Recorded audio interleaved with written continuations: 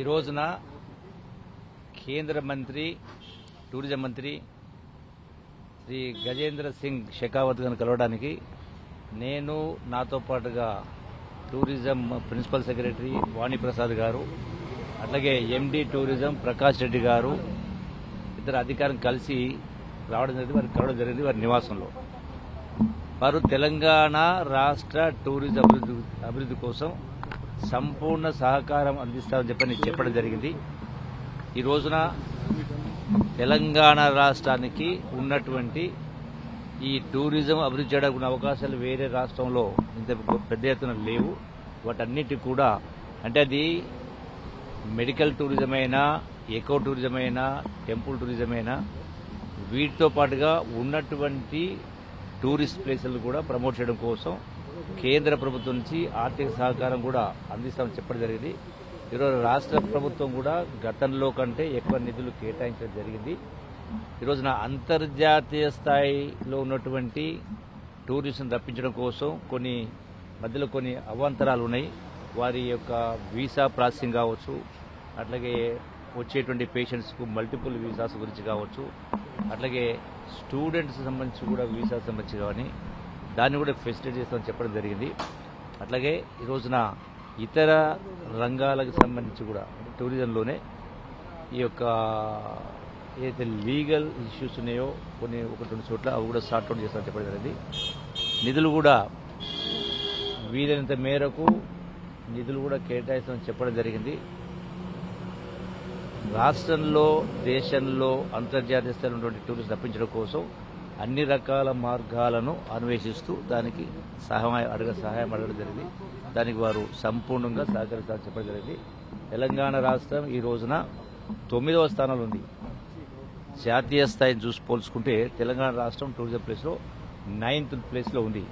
ఈ 9th place నుండి తెలంగాణ రాష్ట్రాన్ని 1-2 స్థానాలకు తీసుకురావడానికి మా వంతు ప్రయత్నం చేస్తూ ఉన్నాం. డెఫినెట్గా మాకు పూర్తి నమ్మకం ఉంది. రాష్ట్ర ప్రభుత్వం కూడా గౌరవ ముఖ్యమంత్రి రేవంత్ రెడ్డి గారు కూడా దీనికి సంపూర్ణ సహకరిస్తూ ఉన్నారు. నిధులు కొంత అధికంగా కేటాయించే కార్యక్రమం నిర్ణయాలు తీసుకోవాల్సిన అవసరం ఉంది, మార్కెటింగ్ చేయాల్సిన అవసరం ఉంది, నూతన సాంకేతిక పరిజ్ఞానాన్ని పూర్తిగా తెచ్చుకోవాల్సిన అవసరం ఉంది. కాబట్టి తప్పకుండా ఈ రోజున కేంద్ర మంత్రి గారిని కలవడం మూలాన మన రాష్ట్రాన్ని కూడా మేలు జరుగుతుంది రావడం జరిగింది. వారు స్పెసిఫిక్ అనేది చాలా ఒక అంశం కాదు, వారికి 3 విషయాల్లో రిప్రజెంట్ ఇవ్వడం జరిగింది.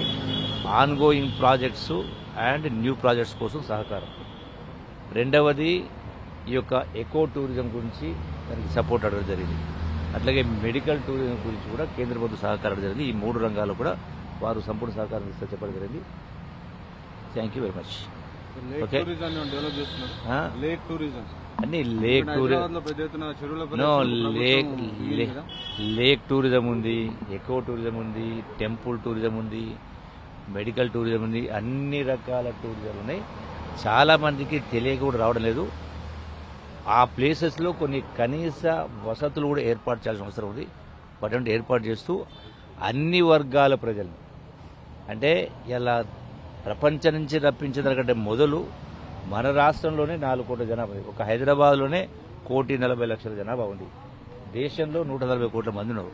సో వీళ్ళని రప్పించడానికి అన్ని రకాల ప్రయత్నాలు చేసి అన్ని వర్గాల వాళ్ళను, అంటే ఉద్యోగస్తులు కావచ్చు, విద్యార్థులు కావచ్చు, ఐటీ ఎంప్లాయీస్ కావచ్చు, ఈవెన్ అంటే లోయెస్ట్ లెవెల్ గ్రామ స్థాయిలో ఇప్పుడు తెలంగాణ రాష్ట్రానికి సంబంధించి ఇలా కాంగ్రెస్ పార్టీ మన సోనియా గాంధీ నాయకత్వాన, ఖర్గే గారి నాయకత్వాన, రాష్ట్రంలో రాహుల్ గాంధీ ఆధ్వర్యంలో, రేవంత్ రెడ్డి నాయకత్వాన ఆర్టీసీ బస్సు ఫ్రీగా ఇచ్చినాం మహిళలకు. సో ఇది ఆర్టీసీ యంత్రాంగాన్ని ఊహించి చేసుకుని మహిళల్ని, రైతు సంఘాలని, యువజన సంఘాలని, ఉద్యోగ సంఘాలని, ఈవెన్ రాజకీయ నాయకుల్ని కూడా మేమంటా ఉన్నాం. ప్రతి నెలలో మన నుంచే మొదలు కావాలి. ప్రతి నెలలో మంత్రుల నుంచి శాసనసభ్యులు కూడా ప్రతి నెలలో ఒకరోజు టూరిజం గడపాలని చెప్పని ప్రతి వారం ఒక జిల్లా తిరుగుతూ ఉన్నాం. వాళ్ళందరినీ తీసుకొని వెళ్తా ఉన్నాం. సో మోటివేట్ చేయాలి, ప్రచారం చేయాలి. ఇది marketing like any other product.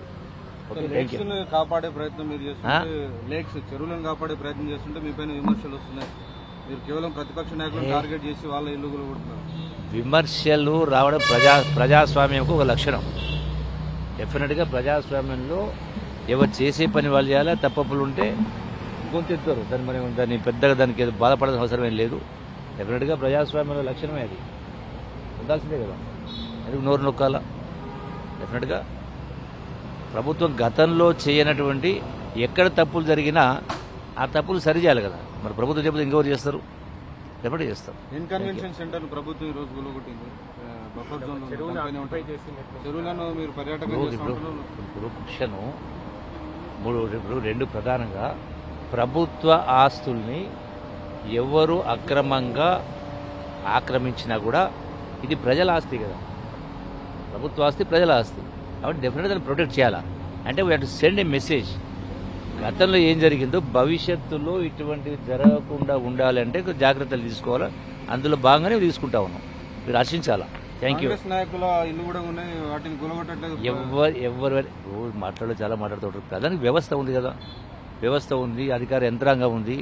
ఎవరి పని, ఏ శాఖ పని, ఏ యంత్రాంగం పని ఆ పని చేస్తారు. Okay, thank you.